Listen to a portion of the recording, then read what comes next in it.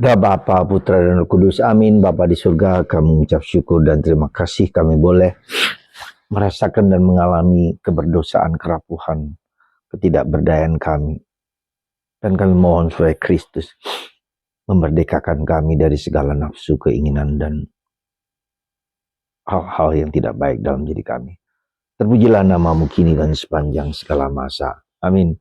Para saudara, bacaan pertama hari ini dari surat Paulus kepada umat di Galatia mengingatkan kita akan perjuangan kita, pergulatan kita, ya, jatuh bangun kita dalam melawan, mengalahkan, dan memohon kepada Kristus untuk memerdekakan kita dari segala macam bentuk kejahatan.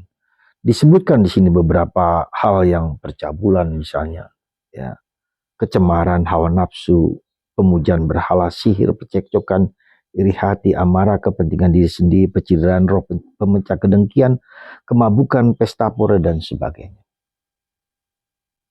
Pasti ada salah satu atau salah dua yang dominan dalam diri kita. Pasti itu. Tak seorang pun yang tidak memiliki salah satu dari apa yang dikatakan oleh Paulus kepada umat di Galatia. Kita cek semua. Nah, karena itulah maka Paulus menekankan lagi supaya kita, karena kita milik Kristus, maka kita juga harus melakukan buah-buah roh kebaikan. Paulus menyebutkan di sini beberapa hal, misalnya sabar, murah hati, kasih, damai, sejahtera, kemurahan, kebaikan, kesetiaan, sikap lemah lembut, penguasaan diri. Dan itu semua karena kita milik Kristus. Apa yang sebetulnya harus kita jalankan? Kristus kemarin mengatakan, atau Paulus mengatakan kemarin kepada kita bahwa Kristus memerdekakan kita. Jadi Kristus itu sang penyelamat dan penebus, pembebas. Dia harus membebaskan aku, memerdekakan aku dari segala bentuk kejahatan itu.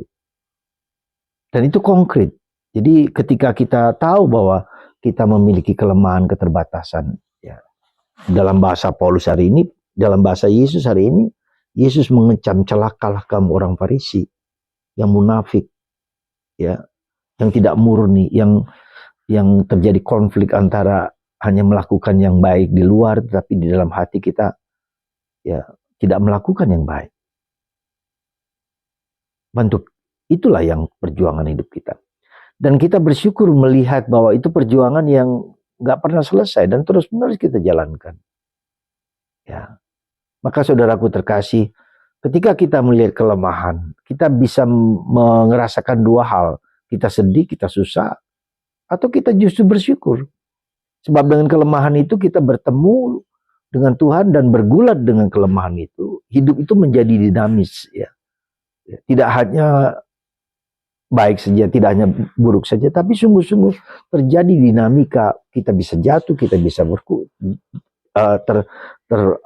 terangkat, tersyukurkan. Jadi disitulah kita lihat bahwa Yesus memerdekakan kita. Tak seorang pun yang murni selama dia masih di dunia, pasti berdosa. Dan kita dipanggil untuk terus mengecek diri sendiri, untuk memperbaiki diri sendiri, untuk bertobat terus-menerus. Suatu proses yang selalu berjalan dalam diri kita. Maka mari kita lihat, disitulah kita bisa melihat, mengerti peranan Roh Kudus dalam diri kita. Dengan Roh Kudus ada dalam diri kita itu, kita dibantu untuk mengalahkan roh-roh jahat, dan Roh Kudus selalu membimbing, menuntun kita. Kita menjadi lebih dekat dengan Tuhan. Lewat penderitaan itu kita menjadi lebih dekat dengan Tuhan, lebih mengerti, lebih paham, lebih mendengarkan. Maka seperti hari ini saya kemarin mengajak Anda untuk berdoa seperti Santa Teresa dari Avila. Tuhan Yesus, ajarilah aku berdoa. Saya merasa bahwa selama puluhan tahun sebagai imam pun ternyata cara saya berdoa dan hidup berdoa saya juga tidak sehebat yang saya bayangkan. Maka saya mohon, dan karena kita berdoa menjadi relasi kita dengan Yesus semakin mengerti, semakin dekat kita rasakan dia kehadirannya membimbing dan menuntun. Tuhan Yesus, ajarilah aku berdoa. Tuhan Yesus, dengan Roh Kudus-Mu, bantu aku untuk mengalahkan keberdosaanku. Kata-kata tersebut terus mengilhami dan menguatkan kita. Semoga kita tidak putus asa, dan melihat dosa kelemahan sebagai dinamika untuk mengalahkan, untuk mendengarkan Tuhan, mendengarkan Roh Kudus lebih daripada yang sebelumnya. Mari kita dibimbing oleh Roh Allah, Roh Kudus. Tuhan berkati kita semua, Bapa, Putra, dan Roh Kudus. Amin.